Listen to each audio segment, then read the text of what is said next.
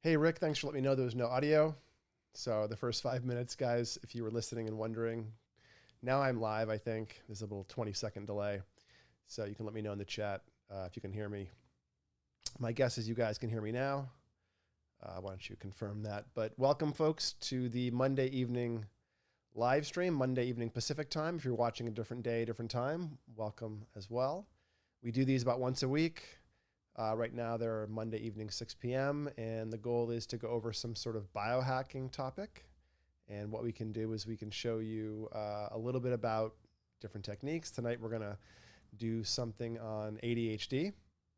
And the first thing I usually do on these biohacking neurofeedback and chill nights is set myself up for a short neurofeedback session. And that takes 15 or 20 minutes. I answer questions about neurofeedback if you have them. And then about 15, 20 minutes in, I'll flip over to some prepared material.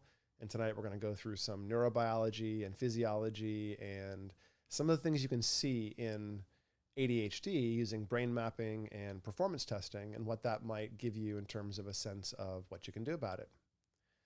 So thanks, Rick and Ben, for coming and giving me some support today. Thanks so much, folks. I see we have about 7 or 8 people on the chat already or on the live stream. Thanks for participating. Really appreciate it. So ask your questions as you have them, of course. I'll stop and look at them every few minutes. Right now, I'm going to set myself up with a neurofeedback session. So let's first pick a session. Let's go into Eager. We have the software on the screen is called Eager. Let me find my mouse.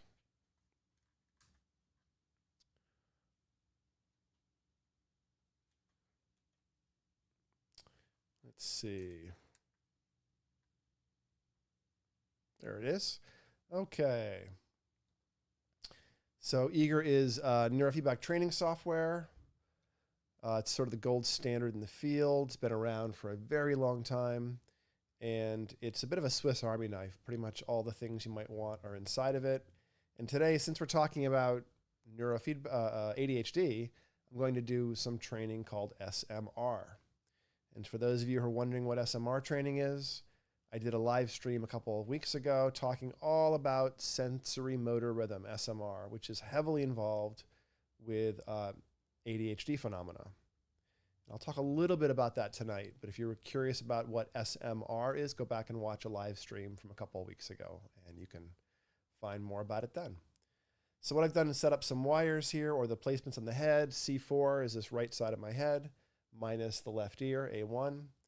And I'm going to train myself at 11 3/4 to 14.75 as well.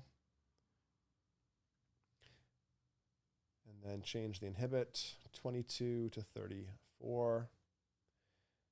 And I think we're going to do a short session today. Let's just do 12 minutes because I know you guys will have lots of questions. There we go, 12 minutes. Let me save this. All right, so let me put some wires on. I'm using a pocket aerobics amplifier called the QEEG. And it's a multi-channel amp. It has 4 channels, plus it has something called HEG, which is not electricity, but blood flow sensors, which is heat, essentially. But I'm using silver electrodes today, a couple ear clips and one on top of my head. And the way we apply those is we use electrolyte paste, and we use a little bit of tacky paste to hold these electrodes in place. So I'm taking my electrode paste and my electrode, it's kind of coating the surface. And then take that, and I'm going to hang that off my head right there. There we go. So that's one ear clip. Let's do the other side. Now, you can always find your ears, but it is a little tricky for some people to find locations on top of your head. Even me being bald, sometimes you can put it in the wrong place and not notice it. So it is good to sort of learn the different bone landmarks. If you're training with us, we teach you to find locations on your head, but it can be a little bit tricky. So I'm taking this right ear, which is not actually part of the training process, and putting it into the ground socket. I'm taking my left ear, which is the subtraction, the reference in the training, and I'm putting it into the reference socket, the minus. And then the last wire is a flat wire to be stuck on my head. And I'm taking that and putting it into the active location. taking some paste on that. Let me use my camera to get closer here. So there's the vertex, meaning that's my CZ, and that's my T4. You go up about an inch, that's T4, and halfway between is going to be about C4.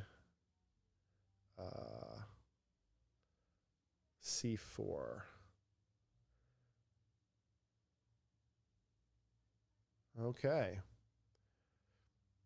So Ben did O2 the other day, and that was hard to find when you can't see anything. Yeah, O2 can be a little tricky. Were you doing alpha theta at O2, Ben, or something different, some sort of other training? Be curious. Let me turn off this text, this title of the live stream tonight. There we go. And let me run a session. Let me move my OBS screen. This is always a little tricky. All right, run. And then I'm going to pick a game. Let's use variable.mazes, which is a Pac-Man today. So now the eager software is waking up. Ben, you did a combo of delta training and sub-hertz, so below 1 hertz, I assume. Were you inhibiting delta at O2? I would assume so. Okay, my signals are a little bit noisy. There's some muscle tension in them. I'm not sure why. Maybe one of these wires is under tension. Yeah, that's what it is. So I'm just going to move this over, put it in my lap, and move this one to the other side. There we go. Let my signal stabilize for a second. If there's tension on your wires, it can often produce noisier signals. So you can see as the tension comes off my wire, the white trace settles down. So I'm just waiting for my signals to settle down a little bit.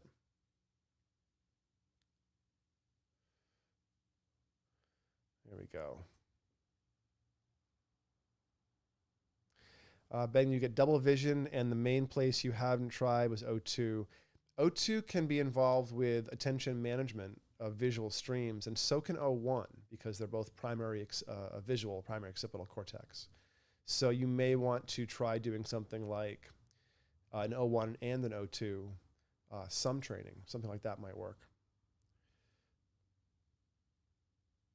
Okay, so let's get my session going. You can see my Pac-Mans on the screen. My signals are just fine, so all I'm going to do is hit F5 to begin. So my guess is you guys can hear the beeps now in the background. Please let me know if the beeps are too loud.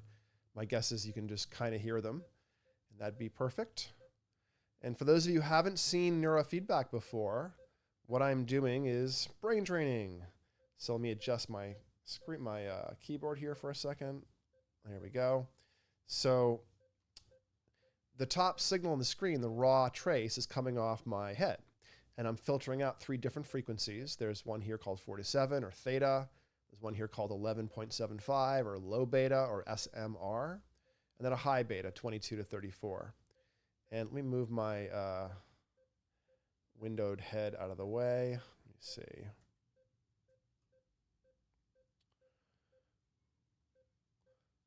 Move my circle video out of the way for a second.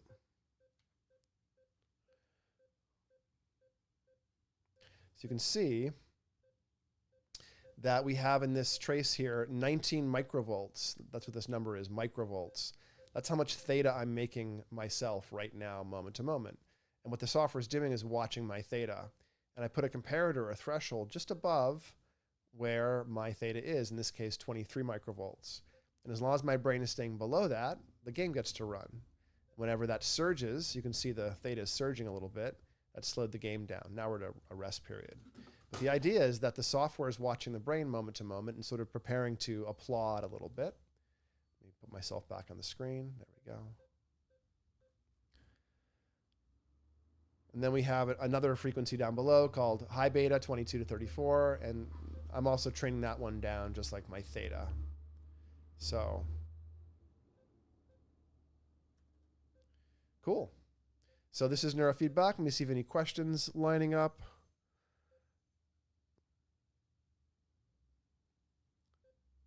Beep boop. Thanks, Ben. How much does Eager cost? So Nikki, this software Eager, the clinical software, is very expensive. If you get a full copy, like an unlocked clinical copy that can be run forever, doesn't expire, and you can run unlimited clients on it. These days, Eager will lease you the software. If you're a clinician, they charge, I think it's about $150 a month. I could be wrong, or maybe like $1,000 a year to lease the software. If you purchase it, I think it's like $7,000 for a copy of Eager these days. Now, we give all of our clients Eager, but we use home use versions that are not unlimited. And what that means is they cost us a little bit less, and we can deploy them to you in your home, and you get to use Eager for, you know, the few months you work with us generally. Yeah, Ben, you're right. Several thousand a year, about $7 these days for a full clinical copy of Eager. Hey, Chloroplast, welcome. Thanks for showing up. Yeah, there's lots of free software out there, Ben. I have a hard time getting any of it to really work that well. In a neurofeedback context, I find that a lot of the free packages break or get in the way of doing the process. So generally all of the clinical packages I think are worth it because they let you do the work without having to fumble with the software. Although our field could use somebody to develop better open source software. Chloroplast is asking, is Fourier transform useful in EEG? Fourier transform, FFTs, are useful, but we wouldn't be using FFT in this context because it's too slow, as Ben points out. So there's something that approximates FFT. This software uses a differential. It updates the more recent information 10 times more quickly than the previous information. So it's always updating the information. But different software will use different types of transforms or filtering to extract the signal information. And every software package thinks their version of doing signal processing is special and magical in some way. They all work pretty well. But unfortunately, none of them can use FFT because that would take too much time. And the little beep and the Pac-Man moving has to happen in a way that's contingent to my brain training to cause training. It has to be applauding my brain. As I sit here, I'm talking to you guys, but my theta brainwaves are going up and down moment to moment. And whenever they go down, the Pac-Man moves and I hear some beeps. And when they go back up, the Pac-Man slows down or stops. So my brain has to be able to understand the contingencies, the applause as it happens in response to brain activity. And filtering that was too slow would break that contingent reward.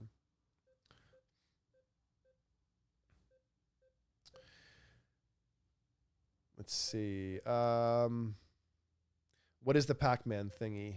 Chloroplast. So the Pac-Man thing is just a simple game in Eager. Doesn't really matter what game you run. All the game is doing is signaling a pass-fail condition to the brain. You could use a really interesting game. You could use a simple game. In this case, I'm using a Pac-Man that stops and starts. Whenever my theta brainwaves are low, my high beta is low, and my medium beta or SMR is going up, then the little Pac-Man will move. In this particular game, we also have, I don't know if you can see it. Yeah, I think we can. The dots the Pac-Man is eating are changing size. So this game is called variable dot mazes. And what we do is we tie the amount of theta brainwaves to the size of the dot. So I have a visual cue on the screen in front of me of my theta, which is the dots getting bigger or smaller. Also, I can look at the screen and see that my theta is 20 microvolts on the screen. So just a game, most of neurofeedback is involuntary and the brain is doing the learning, not so much the mind. But the games that are more interesting or have more things going on can keep us more excited to sit here and look at them. So that can help a little bit. All right, other questions here. Let's see. Chloroplast is asking, what does trauma do to the amygdala? Generally, Chloroplast, I think of trauma as being, it affects the amygdala if it's developmental. The amygdala seems to be atrophied or smaller if you grow up under chronic stress. But trauma, if it's not chronic or slow moving or developmental, doesn't affect the amygdala as much as other circuits called the periaqueductal gray, which is the part of the brain that learns about pain. And then there's the posterior cingulate, which acts like a lifeguard that goes, watch the road, heads up, heads up. And that part becomes sort of over-resourced if we experience a world that is unpredictable or unsafe. So these areas are connected to the amygdala, but primarily the amygdala is going to be tagging your experiences with the emotional tone so that you know when you have memories later on, if there are things you're afraid of or interesting. The amygdala is also involved with the approach versus the avoid. If you see a happy face, the left amygdala lights up. If you see an angry face, the right amygdala lights up, unless you're autistic, and then any intensity, good or bad, and the right one tends to light up. So they're not quite as simple as people think, the amygdalae, and they're not really the trauma centers. That's really more of the posterior cingulate, more towards the back of the brain. Let's see. The rainbow at the bottom. So yeah, that's the spectral form. That's kind of like an FFT. I think it's an FIR, which is a much faster version, infinite, or IIR, infinite Fourier. So we end up with an approximate, and those little bouncy bars are the individual 1 Hertz wide spectrum. If I click back on the screen, on eager, if you hit F10, you can make those bars bigger. So here we go. If you notice, those rainbow bars are quite a bit bigger now. I've scaled them up. So what you're looking at in those rainbow bars are the frequencies that I'm producing. Those are 1 Hertz wide bars. And if you look very carefully, there's a little orange bar that's jumping around back to back across different bars. And wherever the orange bar is, that's the dominant frequency at that moment. So a nice little visual cue. Eager also gives you another version of that. If you look at, here, let me see if I can change the screen for you. So this is the same thing. We're looking at a vertical now. And you can see the boxes in eager. There's 3 horizontal boxes. Those are the 3 bands we're training. And then within each of those boxes, or near each of those boxes, you can see an orange band jumping around. And that's the dominant frequency that I'm making within each of those frequency ranges. Let me go back to the other screen. So F12 and then F12 again. Hey, VJ, thanks for joining. All right, let's see. The posterior cingulate. Yeah, VJ, the posterior cingulate is the source of trauma. For those of you who might not have picked up on this little tidbit about the brain, the back of the brain is about the outside world. The front of the brain is about the inside self.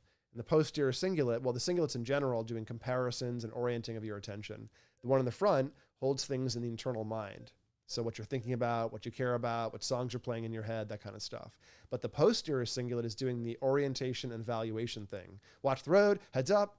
So of course, if you learn the world isn't safe, you might over allocate resources to that because the cost of missing danger is pretty high. So your brain prefers not to miss scary and dangerous things twice.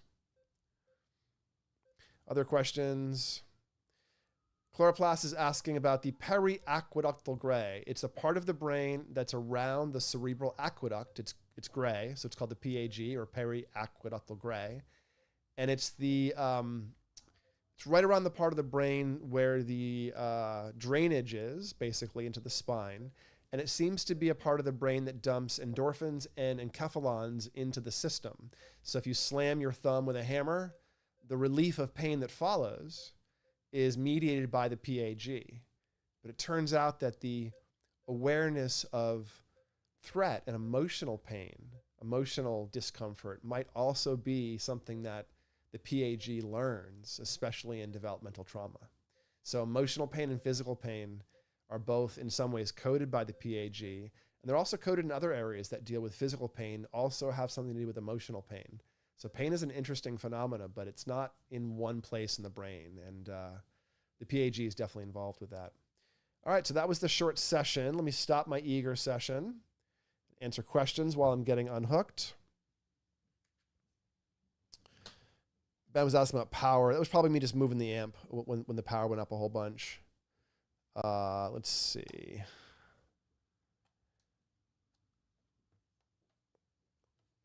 Yeah, the PCC is involved with trauma, not so much the amygdala. Yeah, occipital can be good, Ben, for trauma, but like PZ is over the posterior cingulate. So if you want to do posterior cingulate work, you do alpha training, eyes closed at PZ for the strongest version of it.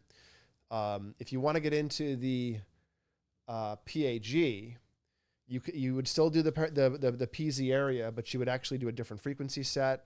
And these days, people like Sieber and Fisher, who developed a lot of this initial work around trauma in our field, Sieber and Fisher actually trains mostly at IZ right now. She has for a while, at least as far as I understand it. And IZ is the inion. It's the notch under the occipital bump. So that's actually really low in the head. It's almost not over cortex anymore. So there's lots of thoughts. You can also do the trauma work up under the orbit on the right side because some of the right front areas involved with the avoid system. So, you know, there's different ways to go after trauma depending on how it's operating for you and how it operates in your brain. Elliot's asking, why was the time of each period variable in that session? Oh yeah, you're seeing on this little blue and red bar screen that the red bars are not the same height. So the red bars are time. And most people who've done games in Eager but haven't tried a mazes game will think that Eager always does 3-minute periods because that's what it usually does. But on mazes games, it only is as long as it takes to finish a maze. So in this case, we have the time of the maze in red and the beeps that I got in the blue. Let's see. The PCC from Chloroplast, the PCC also does the self-dialogue thingy. The auditory cortex. Now the PAG is not going to be especially cognitive. It's not going to have language. It's really about that moment of reacting to pain. It's very, very deep. It's not cortical. It's deep in the brain. So you wouldn't be thinking with it, basically. You're reacting in terms of a life level phenomena, survival level phenomena. And yes, chloroplast, the avoid system is the right front area, includes part of the right front orbital frontal, includes part of the dorsolateral PFC, it includes the right insula to some extent, the right amygdala to some extent. There's all kinds of right front tissues that are involved with the appraisal of things that should be avoided. It's not threat, that's in the back of the head, you know, outside world. It's your understanding of things, your awareness of things, their difficulty, their bothersomeness, etc. Your appraisal, that's the right front corner. Processing speed is actually not going to be in the dorsolateral PFC, chloroplast. Processing speed is bound by alpha. So you use processing more cognitively in the dorsolateral PFC. You do a lot of thinking with the frontal lobe. But the speed of your thought is actually bound by the speed of alpha waves. And the largest alpha generator is basically the posterior cingulate. As you close the eyes, you get a huge cortical generator just below there. So that's the tone of your alpha. If you look at the eyes closed, linked ears, PZ, speed of your alpha, that is the central speed of your brain, basically. So other tissues can run slower or faster. In fact, the frontal lobe runs faster in some ways than the posterior areas. But the speed, the core idle of the brain is set by your alpha speed. All right, let me change gears here a little bit, folks. Let me see if I can wrestle with my OBS. Let me close this. There I am, I'm back. Do I have a slideshow? Let's see. Look at that, my slideshow. Okay.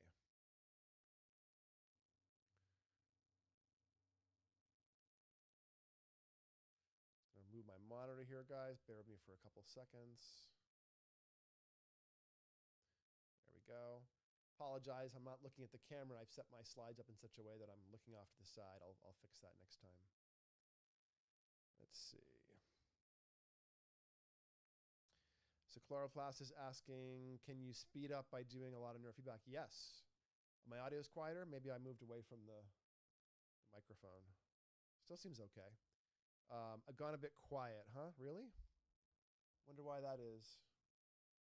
Guys, let me know if I'm still quiet. There's like a 20-second delay. So we're going to dig into some slides here. And today I wanted to talk about, what is biohacking and what is ADHD and why the heck would you want to biohack your ADHD? And I'll talk about some of the patterns, some of the phenotypes and the biomarkers and some of the things we can see. Now, this is not going to be a exhaustive talk on everything ADHD. ADHD is many, many things. But I'm a cognitive neuroscientist and a biohacker. So I want to talk about ADHD from the perspective of what we can see about it. Performance we can measure. Still quiet, huh? I wonder why my microphone is quiet. Let's see. It looks, oh, maybe I'll do this. Maybe my audio level was set differently on the screen. Let's see. Is that working any better, guys? Can you let me know if my audio is a bit more loud? All right, so I'm going to talk about some executive function, assuming that we have some good audio levels. You guys can check in and let me know. But today I wanted to talk about biohacking and a little bit about ADHD itself, and then give you some strategies across a few different types of biohacking that you might want to get into. So first of all, attention. I don't know. Thanks, Nikki, for the audio check. I don't know how many of you folks experienced this growing up. I'm not sure how many of you folks on the stream right now have experienced, being pretty ADHD. But my whole childhood, I just kept hearing from people, think before you speak. Think before you speak. Hey, think before you speak. Because, I didn't.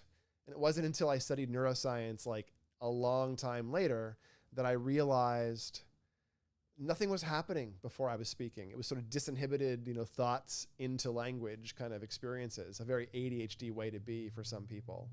And it got in the way an awful lot. And to some extent, executive function or control over the attention really impacts our focus, our ability to be still and not reactive. It affects our sleep. It affects our executive function, our productivity, all kinds of things. Now, in both sleep and in sitting still, it's using the brainwave called sensory motor rhythm, or SMR. And again, I have a live stream from a few weeks ago on SMR you guys can check out.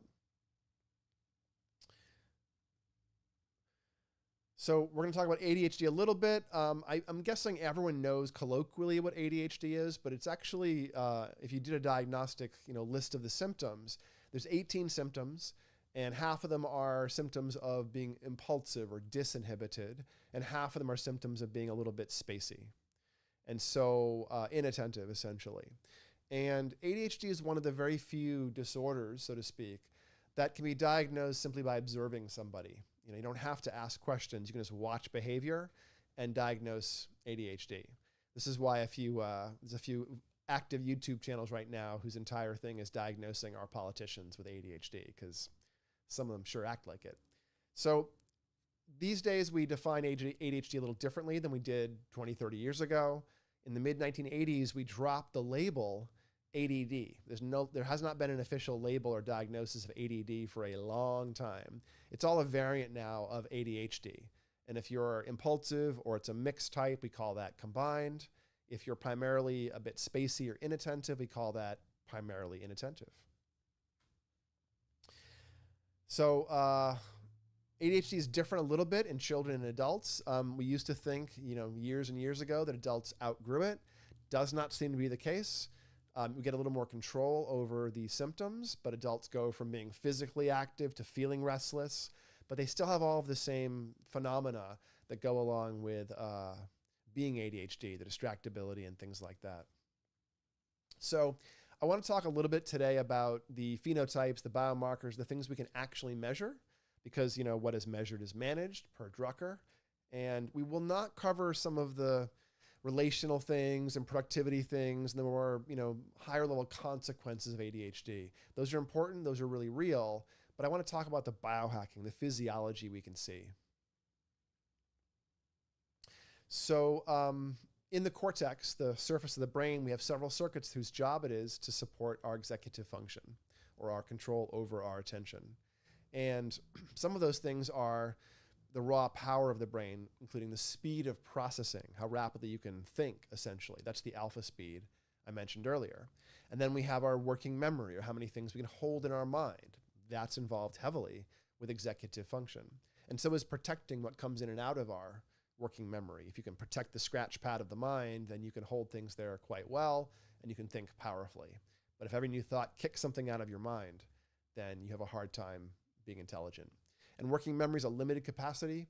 Humans have roughly 7 items we can hold in our mind without rehearsing.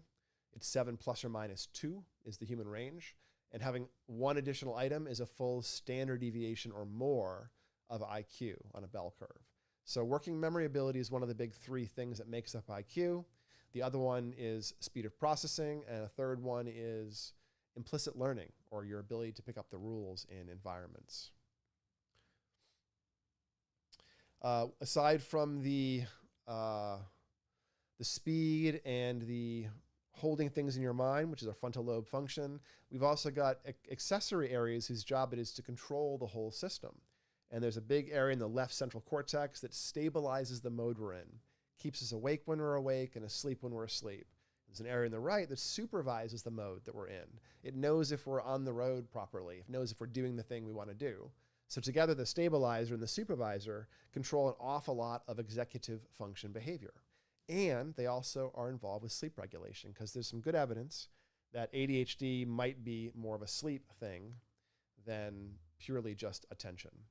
So we'll look at some brain phenomena in a bit, but I want to encourage you folks, if you're looking at brains, to always also look at performance.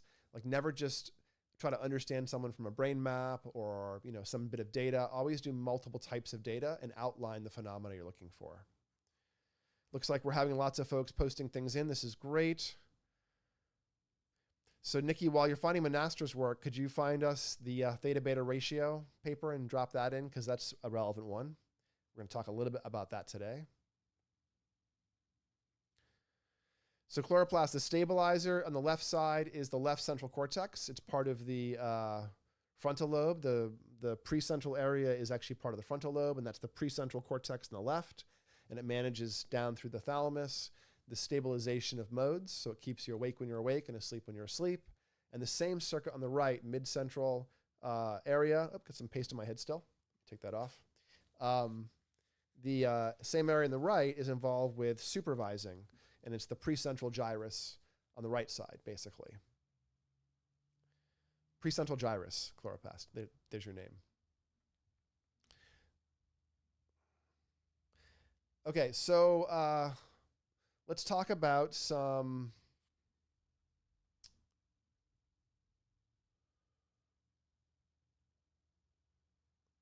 looks like I may have missed a slide. So there we go. All right, so I will talk about the neurobiology and the biohacking in a minute as we get into brains, but let me shift into the behavioral biohacking for just a second. And so sleep is a huge thing in ADHD. There's really good evidence that sleep is dysregulated often in ADHD, and it makes some sense because this thing we call SMR, which helps us sit still, not be impulsive, also is involved with sleep. SMR, when you're asleep, is called sigma, or sleep spindles. And it prevents us from waking up when we hear sounds we don't need to wake up for, helps with the staging and architecture of sleep, helps with the consolidation of long-term memory. So low beta waves on the central strip, called sigma when we're asleep, help with sleep architecture, and they're called SMR when awake, help with preventing ADHD type phenomena, essentially. They also help with suppressing seizure. So SMR is sort of this inhibitory tone. It dampens overactivity and dampens information from flying back and forth throughout the brain. So if you want to work on sleep, SMR itself is really important. You will be able to tell the quality of your sleep and therefore the quality of your speed of processing when awake and a bunch of other stuff through the deep sleep. So the only thing you should care about in terms of sleep tracking is deep. If you have a ring or something or a watch that tracks your sleep, ignore everything except for deep. The REM numbers on sleep trackers are meaningless, and the total numbers aren't that good. But deep is actually a pretty good metric, and deep is among the only thing you have control over. So as you change your lifestyle, you get a deep sleep change the next night. But REM doesn't change anyways. Even if you could measure it, it doesn't change until things are really, really problematic in our mental health. So look at your deep sleep and then figure out ways to improve it. I have a few hacks here on the screen. The big 3 are go to bed in a fasted state to let your blood sugar drop. That lets melatonin rise more, lets growth hormone be released after you fall asleep. If you eat close to bed, you create problems with the melatonin and cortisol, you end up with higher blood sugar, and you suppress growth hormone release. So the number 1 cue for circadian rhythm is when we eat. It's not when we sleep. It's not light. It's none of that. It's when we eat. So get your eating cycle or eating time into the circadian rhythm you want to live in. Also, get up early, 7 days a week. The time to sleep in is the start of the night, not the end of the night. Morning circadian stuff for light, for activity, those are really, really important, much more important than evening. So it's okay if your bedtime is sloppy. It's not okay if your wake time is sloppy. And then the third hack for sleep is to be active first thing in the morning. So go to bed fasted, get up early, and go for a walk, or maybe do some yoga. And if you're somebody who really struggles with sleep, having a cool room that's cooler than the rest of your house or cooler than you're used to can really help with the depth of sleep. Some people are sensitive to light, ambient light, and putting blackout curtains on your windows can help. But in general, light is not an especially strong entrainer. So it can affect the depth of sleep, but does not really push on the circadian rhythm as far as we can tell. Let's see. So behavioral stuff for ADHD, exercise. Again, I like yoga and walking, especially first thing in the morning, because they have a ritual and a practice to them. And the best type of exercise for ADHD is the one that you're going to do. So it's not so much getting the best workout in, resistance training versus yoga versus cycling. It's really about the routine, the support, the ritual, the habit that has its own benefit. And actual exercise also helps the brain and helps sleep. So I'm a big fan of people doing low-key exercise in the morning and high-key exercise in the afternoon once cortisol is low. So get up in the morning and do your walking or yoga and move your CrossFit or your weightlifting to between 4 and 7 p.m. So for diet and nutrition, those of us with ADHD tend to be stimulus driven and often have a bad habit of reaching for things that are highly processed or sugar, or things that are easy, things that are packaged, things that are, on the other end of a takeout menu. Those are usually not the best high quality food for us. Often sugar is super high, sodium super high. You often get a combination of fat, carbs, and protein in takeout food. And generally, natural food doesn't contain all three things in high doses. So you want to try to manage your diet. And my only advice for somebody struggling to eat properly is learn to cook. Learn to cook. It's not that hard. You'll save ridiculous amounts of money, and you'll know what you're eating if you're building your food yourself. So learn to cook, get a copy of Chronometer and a food scale, and start looking at the macros and the micronutrients of your food to figure out if you're horribly deficient in some things. And in general, brain health is supported really well by things like omega-3 fatty acids and also magnesium. And I find with ADHD, there's some literature showing that omega-3s and magnesium can have almost as large of an effect as some of the psychostimulants for controlling symptoms in some people.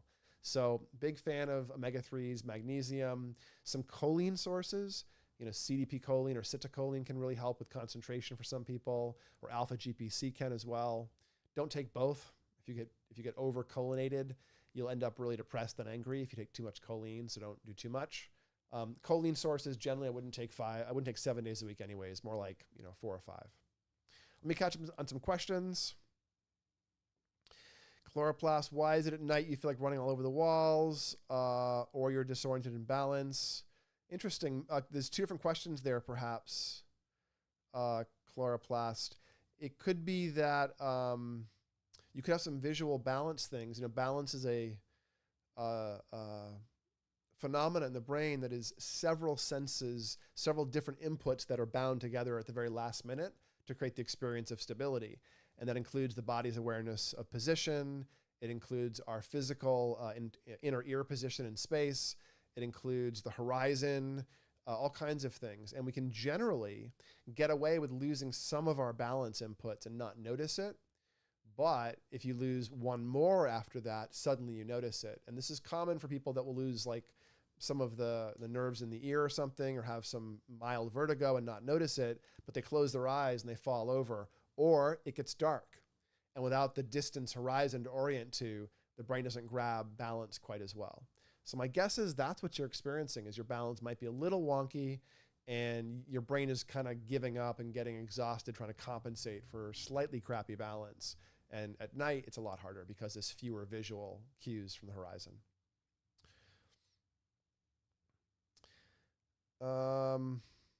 Okay, so Ben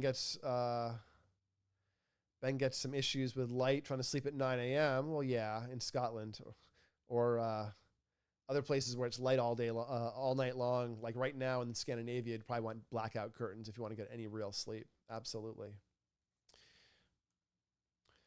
Other basic brain and mind hacking is mindfulness. Really huge benefits, massive benefits in ADHD. The problem is it's kind of chicken and egg.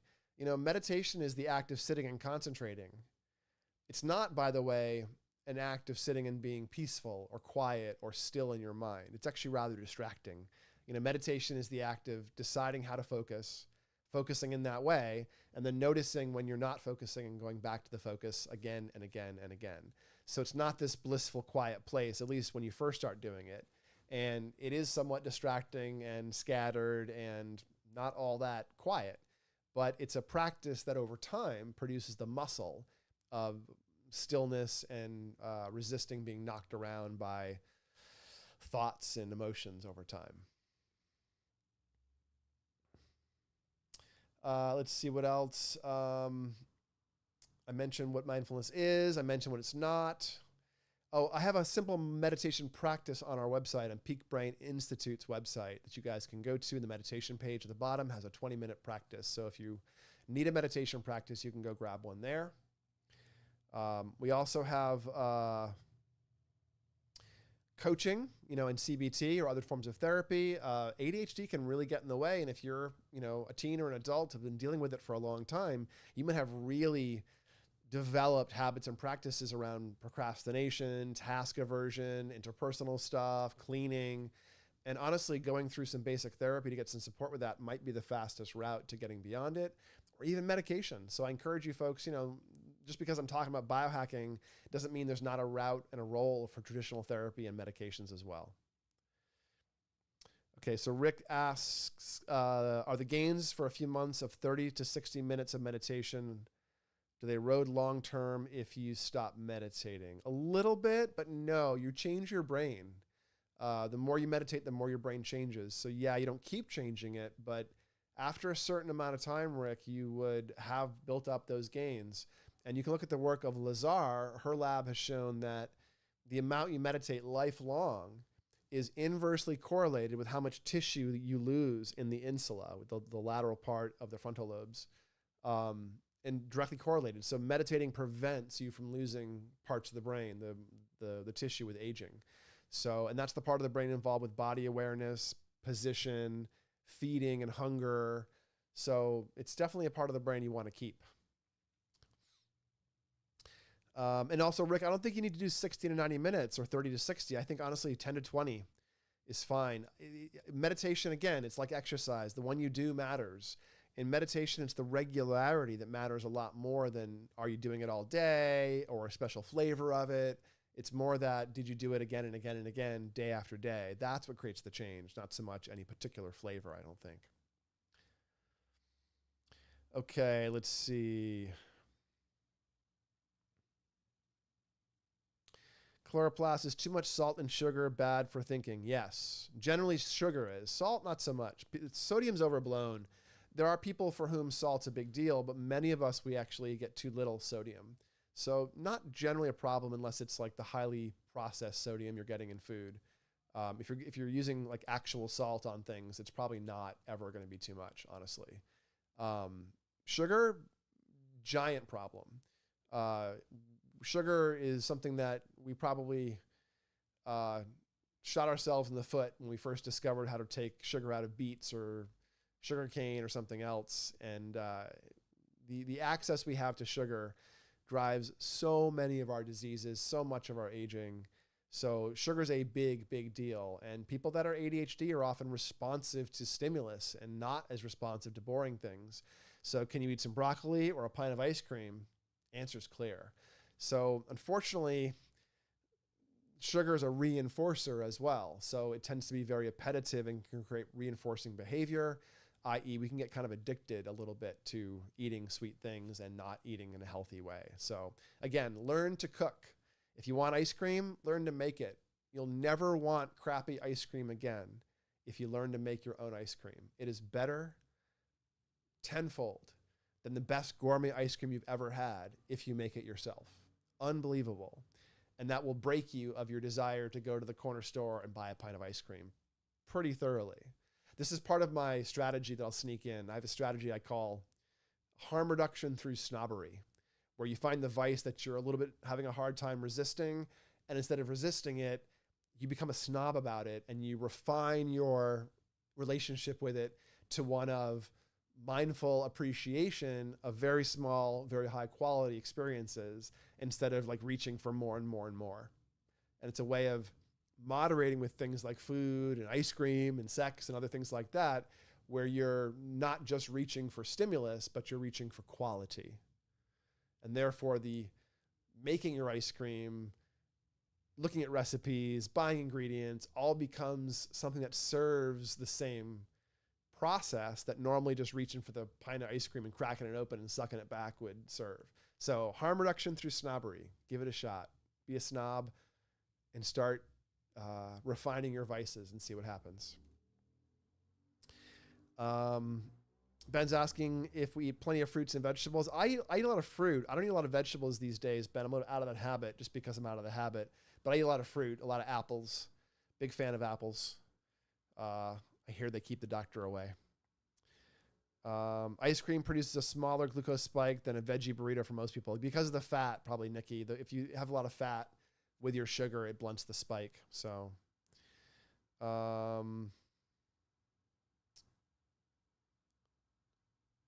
okay, I'll let you guys chat amongst yourselves.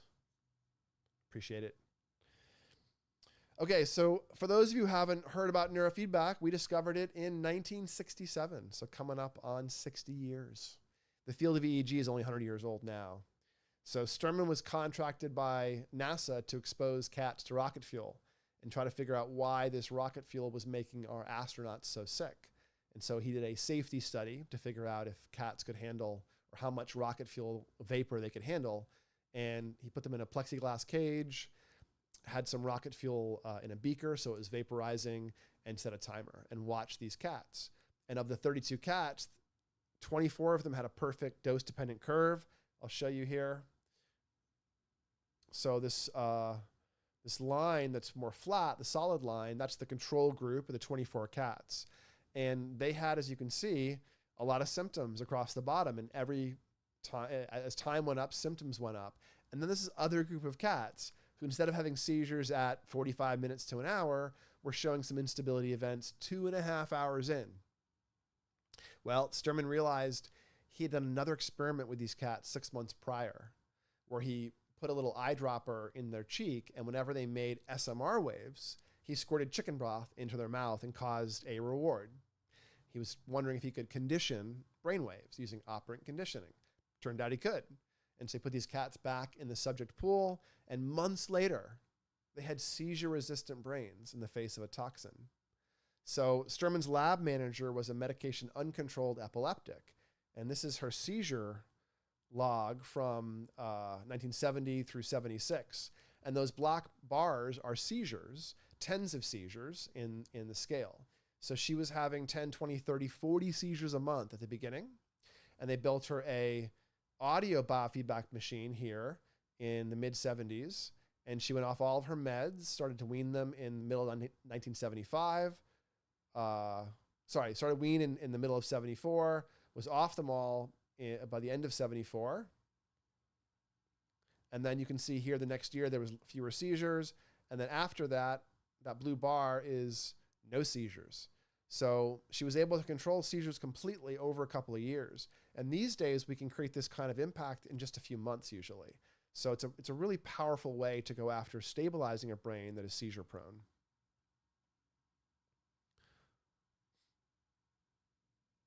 So here's some EEGs. If you're doing a brain map or a full head EEG, this is what it looks like on the screen, or you can see here it is in white, and that's a person with some cap on their head. So you'd sit down, squirt the gel into the cap, and then sit still for about 10 minutes, eyes closed, and 10 minutes, eyes open, and that's an EEG that you can process into a QEEG. Here's a neurofeedback game, but I think you guys saw that at the beginning, so I'll skip ahead. So QEEG, well, what are we doing? We're looking for patterns in your brain that are stable. features that you possess. Brains are kind of weird. So the process of QEEG is looking at one person compared to averages, and people are weird. So good job. Be weird. Like, we don't really care if a brain is not average on a brain map. What we want to know is if the stuff that sticks out is important to you and informs stuff you might already know. So we call these patterns in the EEG biomarkers or phenotypes or just features. The term phenotype really means a pattern that is conserved across people. We know what it means. It has a genetic component, et cetera. And then that's the sort of heavily validated feature we might see in the brain. And the things that are not as well validated, that are real data, but we aren't sure if they're a conserved pattern, we call that a feature. And then in between those, you might call it a biomarker, where it's real, but we aren't exactly sure what it's doing. So some of the things that you can see in these phenotypes or biomarkers are your executive function, your ADHD. So high amounts of theta on the left impact the stabilizer, and we call that inattentiveness. High amounts of theta on the right impact the supervisor, and we call that impulsivity. So we tend to see the brain from an EEG perspective in hemispheres, and the left side is more up and on and pushing forward, and the right side is pulling back a little bit. So that is true of executive function. The left side is where the stabilizer lives, the left precentral gyrus, and the right side is where the supervisor of your attention is, the right precentral gyrus. So essentially these two circuits are sitting in the driver's seat and the passenger seat of your car, and one is trying to stay on the road, even if things are boring, and the other one's reading the map, making sure you're staying on the right road.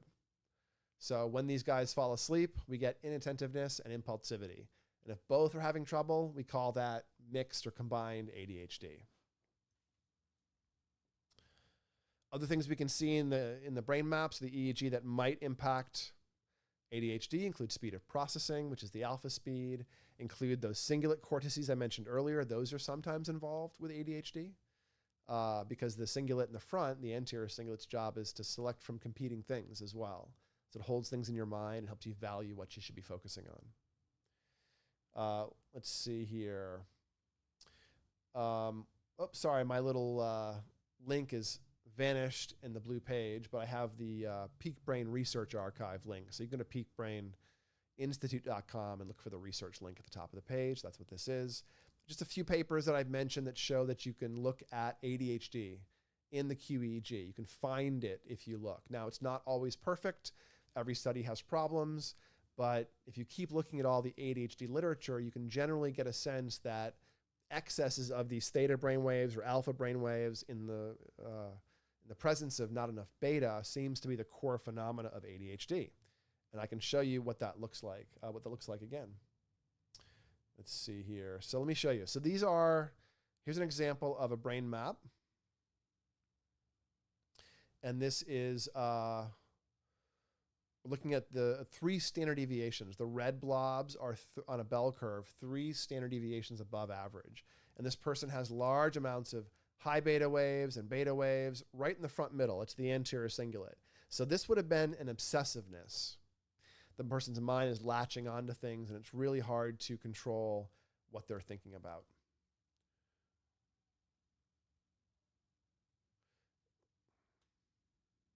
Here, this is what ADHD looks like. This is classic ADHD. You can see all this theta all day long. That's squirrel, squirrel, squirrel, squirrel, squirrel. The inability to pump the brakes. When theta is high, the brain's going to react to stimulus. That's a core feature of ADHD, is not a lack of attention. In fact, I would argue that under the right circumstances, ADHD folks have better attention than average. But it's a lack of control over attention internally. So we're really good at having the outside world demand the mode we're in, and less good at choosing how the brain activates and moves through tasks and decides what to resist moment to moment.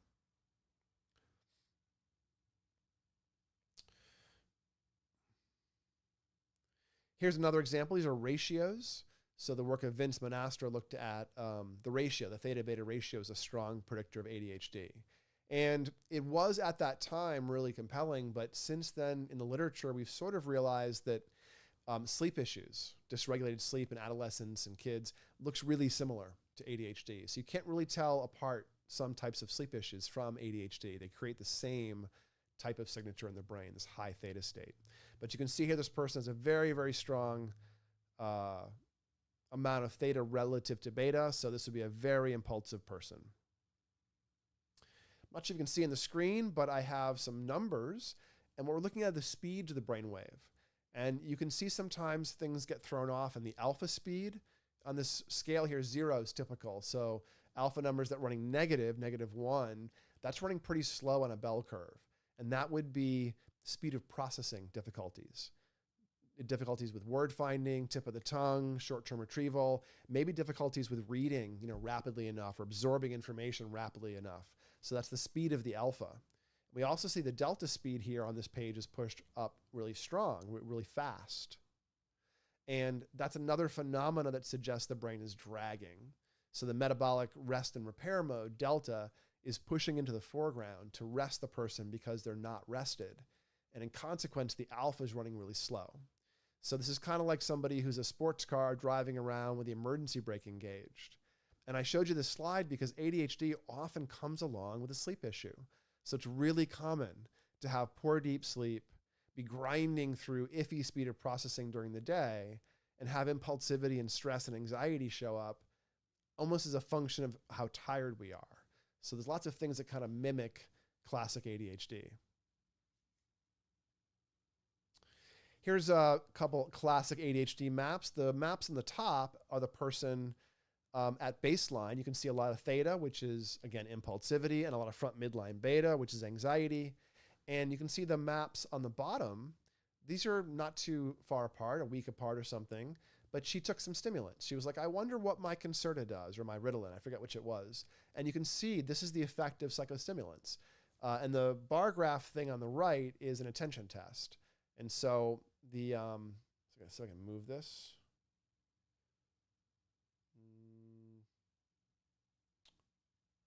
There we go. So you can see these bars up here in the top one are missing some of the bars, and we have some very low notches out of it. So there's a lot of difficulty with this person's attention. The left side of this test is inattentiveness, and the right side is impulsivity. So what you can see is in the bottom set of scores, she has a very strong impact on her attentiveness with stimulants. Not surprising. So this was simply an exploratory exercise. This person wanted to see, what do stimulants do for me? Here's somebody else. Now, this is again a pre-post where the top map is showing us a very classic ADHD. All that theta is impulsivity. All that alpha is inattentiveness. This is what classic ADHD looks like when you see it. Most of the time you see this pattern where the theta is high, the alpha is pretty high, the delta might be high because of sleep issues, and here you're seeing the beta's fallen over. It's blue because the slow brain waves are so strong. So the sleep and impulsivity issues are so high that the person basically can't focus, and they're feeling really burnt out on top of that, which is the blue beta. And so you can see all those bright colors, a lot of suffering here, very severe ADHD, and the bar graph shows it as well. Some of the individual numbers in the bar graph, this person's in the 70s or even the 60s or 50s. So to put it in context, the average score on this bar graph is 100 plus or minus 15.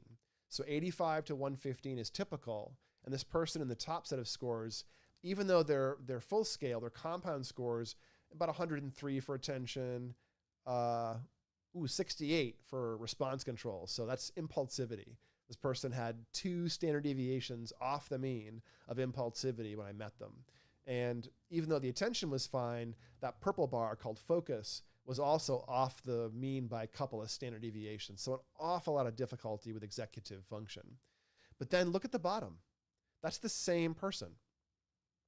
This person did 2 months of neurofeedback. Now, I like to have people do 15 sessions in a month if I can, between 13 and 17 really. And we get a lot of change. We get really nice change. This person was having trouble getting the sessions in, would come to the office every so often, kind of stretched it out.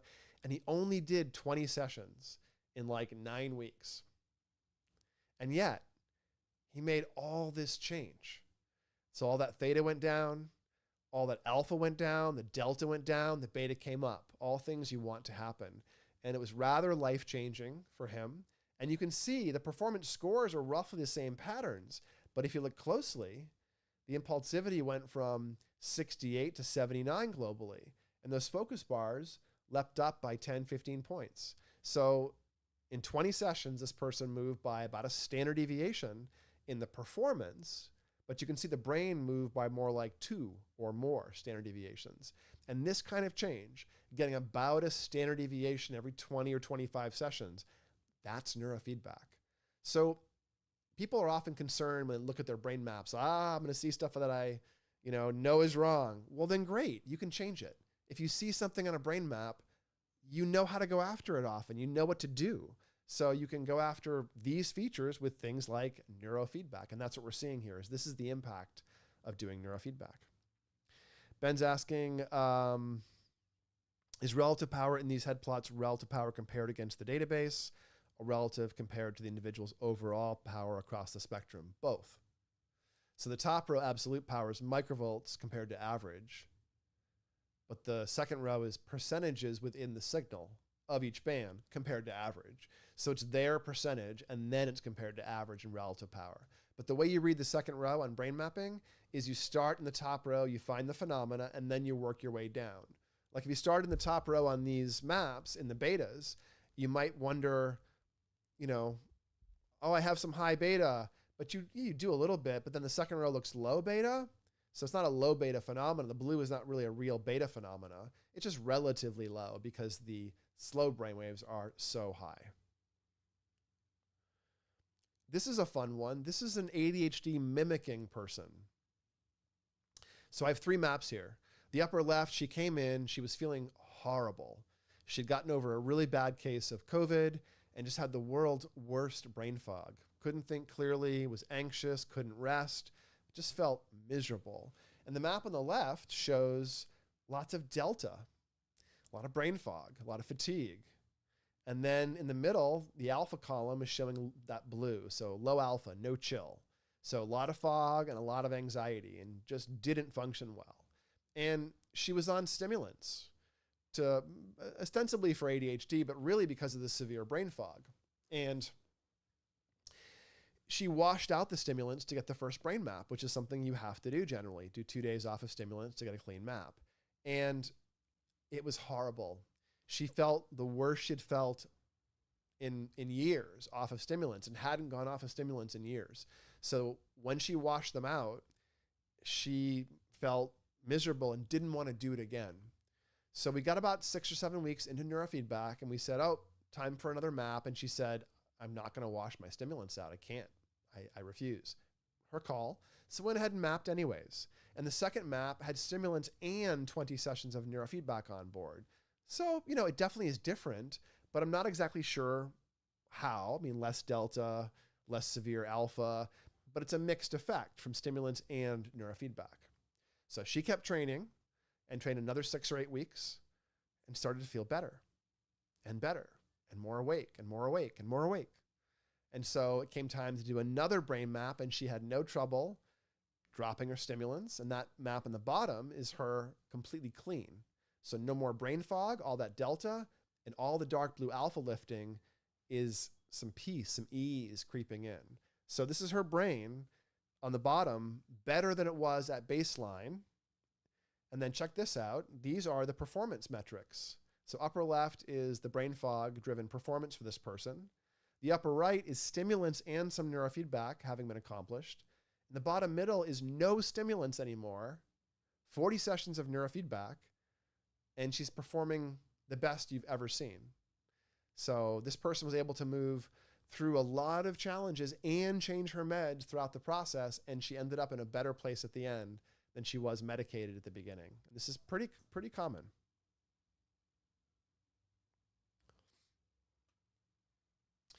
All right, here's somebody else, another stimulant testing person. Upper left, this is ADHD. It's a different flavor, but you can see a lot of theta again, a lot of impulsivity, a lot of visual impulsivity. On the upper right, she was feeling really good with neurofeedback and was like, wow, my brain looks awesome. In fact, I wonder if I feel better off of stimulants now than I do on. I tried taking some the other day and I didn't like it. can I look and see what it does? And so, yes, you can. And so the map on the bottom is the same week as the map on the right on the top, but the map on the bottom has stimulants in her system. And now it's causing a paradoxical effect. It's the opposite effect. It's making her look worse. And she felt that. And her performance tracks that. Here's her performance. So again, upper left, unmedicated, baseline, crappy attention. We got really lousy scores. Single digits or zeros for some of those things. Just really horrible attention.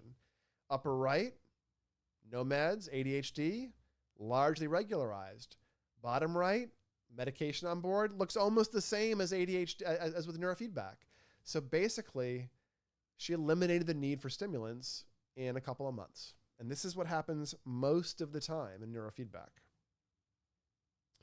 Okay, and then just to give you another set of several people at once, I've mentioned several circuits, the stabilizer, the supervisor, you've got the CEO in the front midline, you've got the lifeguard in the back midline, which is the posterior cingulate. These all kind of work together, and no matter what you call the phenomena, you can see executive function difficulties in many people on the left-hand side for sustaining attention and sustaining deep sleep. On the right-hand side for supervising attention and not being impulsive. So I pulled up several people here. On the left is their pre-brain map. On the right is their post-brain map. And they did 30-session, 2-month programs. And you can see all the red blobs kind of dropping away. And if you look carefully, many of those are in those two areas. On the left-hand side for inattentiveness, on the right-hand side for impulsivity. And we all have these big circuits. And for many of us, you can see what's going on. All right, so in conclusion, ADHD can kind of be seen on a brain map. We can't diagnose it from the map alone. You know, behavior is what rules in diagnostic landscapes, and also performance is important for understanding the brain. But you can usually see ADHD in a QEEG. And if you can see it and know the flavor you're working with, then you can start to move the brain with neurofeedback, sleep hacking, nootropics, supplements, medication, meditation, exercise, all kinds of things. Let's see. Let me give you guys a little challenge. I've gone over all kinds of biohacks, and if you have access to neurofeedback, then great, do some neurofeedback. But if you don't, there's still stuff you can do. Let me challenge you gently to try something. Maybe try getting up super early 6 days in a row. Maybe try doing a morning practice that involves walking. Maybe try adding meditation.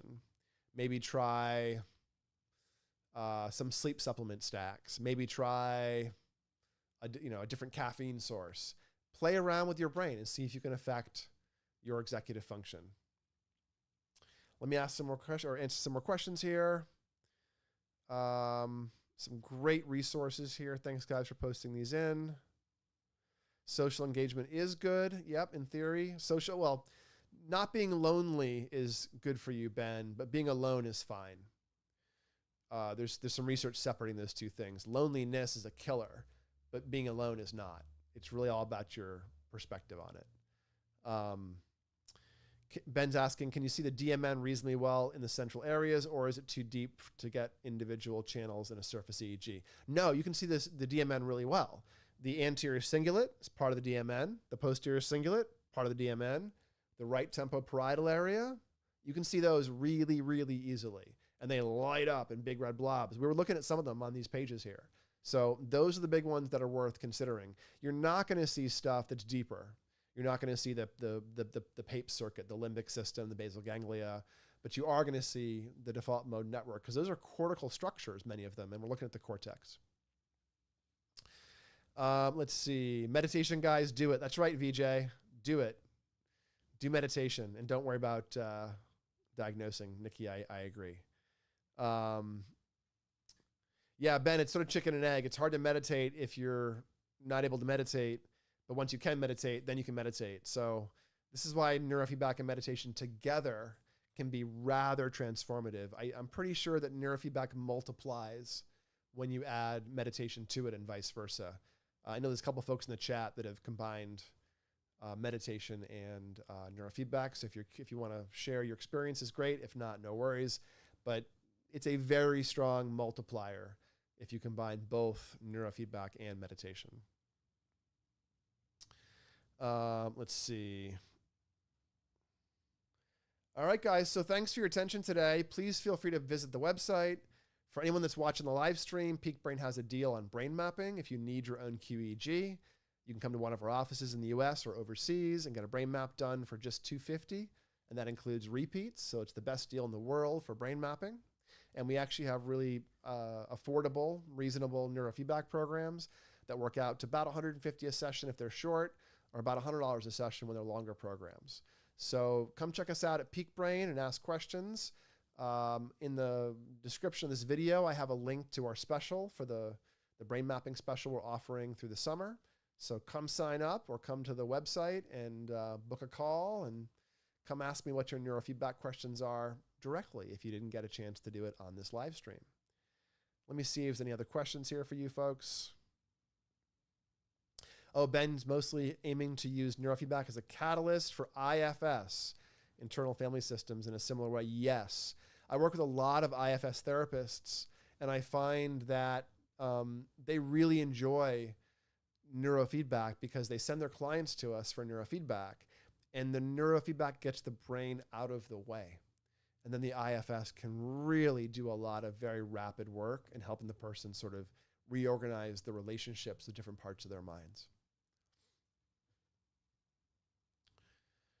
So guys, thanks so much for your attention tonight. We blew past an hour. You're all so awesome for hanging out with me. I really appreciate it. Please do let me know your questions. Oh, Ben has another question.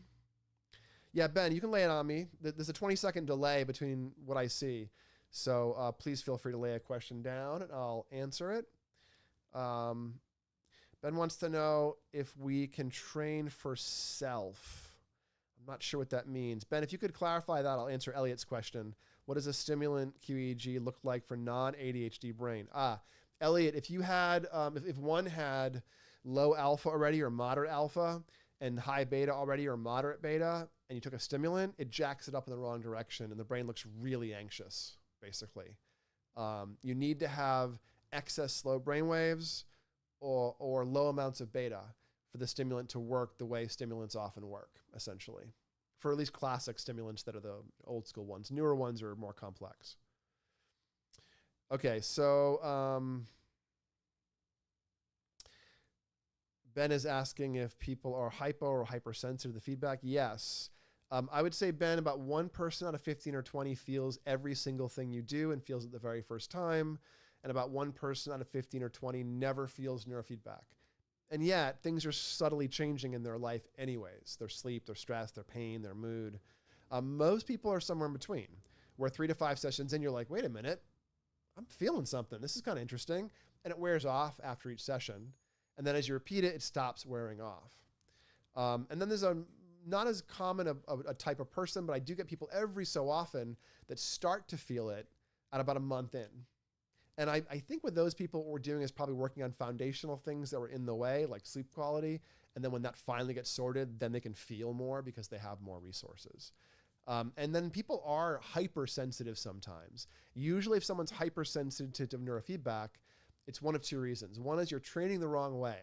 You're doing a protocol their brain doesn't like or need, and you will get an abreaction or an adverse reaction. People will get wired or tired briefly afterwards, or anxious briefly afterwards if you train the wrong thing with neurofeedback. But also some people that have a lot of inflammatory stuff, mold, Lyme, big concussions that are active, major illnesses that are active, that can create a brain that kind of like hair triggers and overreacts to everything. And people like that, you have to be careful training. You give very, very short sessions, you go very gently and try to figure out what works for them before plowing ahead. Okay, let's see. VJ is hypersensitive. Yeah, some people can feel every session, and that's great because you can tell us what a particular session does. Yeah. Yeah, Ben, you don't get those ab reactions? Yep. Sometimes it works and next time it doesn't. That's one of 2 things happening. Either you're doing a protocol you don't really need, but it's connected to something you do. So you move something indirectly the first time and it doesn't really move the second time. Or you put the wire in the wrong place and you're doing 2 different protocols, one day to the next. That happens. So, Guys, thanks so much for your time tonight. I will always come back and look at the questions on this live stream. So if you're watching this later, come check it out and leave a question. I will come back and answer it. You can also come to the next live stream because I'll do these weekly. But I'm going to start dropping other videos as well. I'm using these live streams to figure out what you guys want to know, what topics you find interesting, to answer real-time questions. And then I'm going to distill out like 10-minute videos and produce those as separate talking head videos on all of the topics. So the next couple of weeks, I'll be dropping videos on biohacking ADHD, procrastination, things like that. So keep an eye open on my channel. Please like and subscribe. If you could find a video or two to leave a comment in so the algorithm knows that people are watching it, that'd be great. But otherwise, thanks so much everyone for showing up tonight. I really enjoyed all the communication and discussion, and I'm here for you. If you have questions, I'm your scientist, I'm your coach. Please lay them on me in the future, and I look forward to talking to you. Everyone, take care of those brains, and I'll talk to you next week, if not before.